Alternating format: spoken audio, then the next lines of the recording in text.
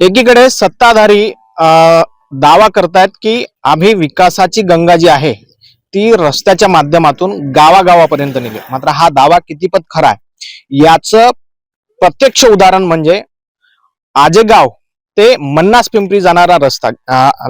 अंदाजे 15 ते 17 किलोमीटरचा हा रस्ता आहे। सेनगाव तालुक्याला जोडणारा हा मुख्य मार्ग आहे, कारण की या रस्त्यावरती जवळपास अनेक गावांचा दळणवळणाचा प्रश्न आहे।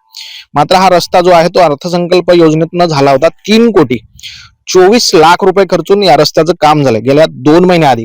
या रस्त्याचं काम झालं असं सांगितलं जातं। मग हा रस्ता जर बघितला आपण तर कदाचित भ्रष्टाचार सुद्धा या रस्त्याला पाहून लाजेल अशा पद्धतीनं हा हाताने रस्ता निघतोय आणि संपूर्ण काम जे आहे ते अशा पद्धतीनं बोगस झालं।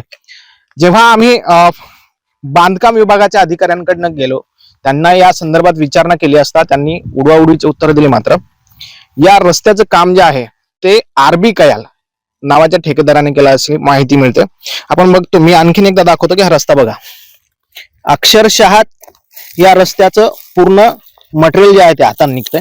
मी कॅमेरामॅनला विनंती करेल की हे थोडस क्लोजअप दाखवावं, कारण की रस्त्याची म्हणजे अवस्था काय आहे आणि हे दिसेल आपल्यासोबत। हा रस्ता जो आहे तो या रस्त्याचे काल काही व्हिडिओ समोर आले होते आणि क्रांतिकारी शेतकरी संघटनेच्या कार्यकर्त्यांनी याची पोलखोल केली आहे। मला सांगा, हा रस्ता कुठनं कुठपर्यंत जातो?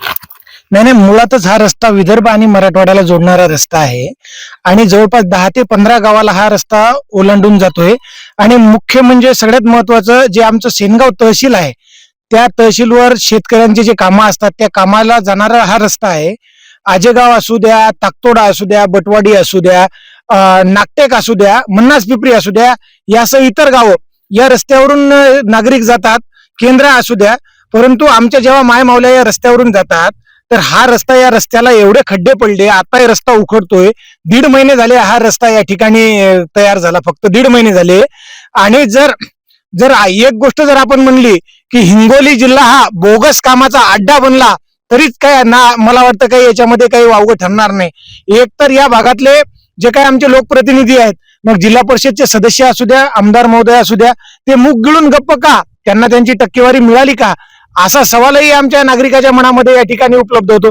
जर अधिकारी तर मस्तवाल झालेलेच आहे ना, बांधकाम विभागाचे जे काही अधिकारी आहेत ते अधिकारी, त्यांना त्यांची टक्केवारी मिळालेली आहे, त्यामुळं ते गप्प बसलेले आहेत।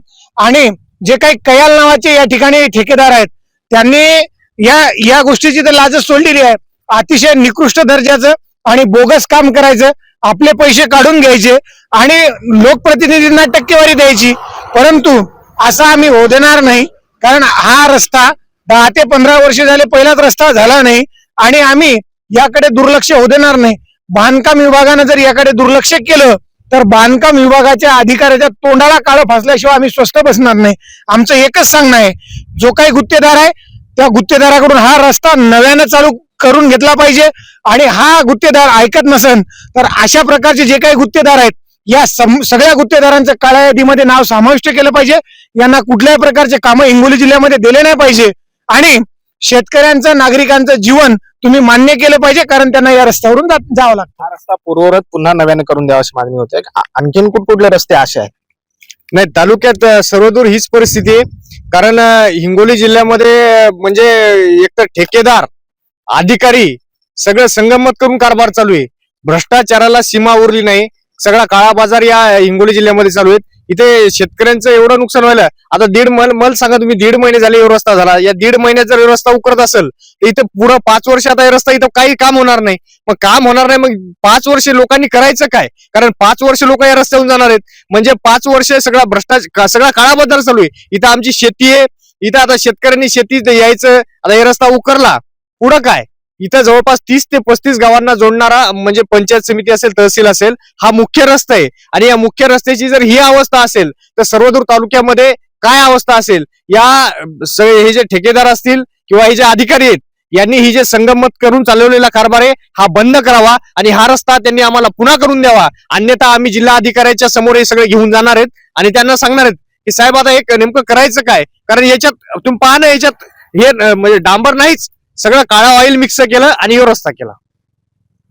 आपण बघत असाल की अशा पद्धतीनं हा जो काही रस्ता आहे तो निकृष्ट दर्जाचं काम झालंय, मात्र अधिकारी यावरती बोलायला तयार नाहीयेत. आम्ही त्यांची प्रतिक्रिया घेण्याचा प्रयत्न केला असता त्यांनी उडवाउडीची उत्तर दिलेली आहेत. मात्र अशा पद्धतीनं हा रस्ता झालाय, यावरती आता क्रांतिकारी शेतकरी संघटना आक्रमक झालेली आहे.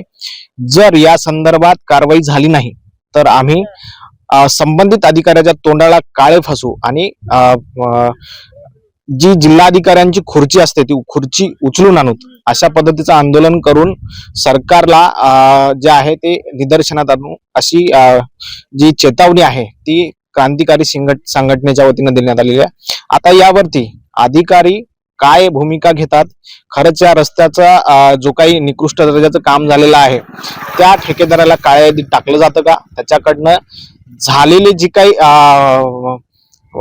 व्यवहार आहे तो व्यवहार परत घेतला जातो का, हे पाहणं गरजेचं आहे. कॅमेरा पर्सन सुदर्शन पाटील सह ज्ञानेश्वर उंडाळ, मुंबई तक, निवडी.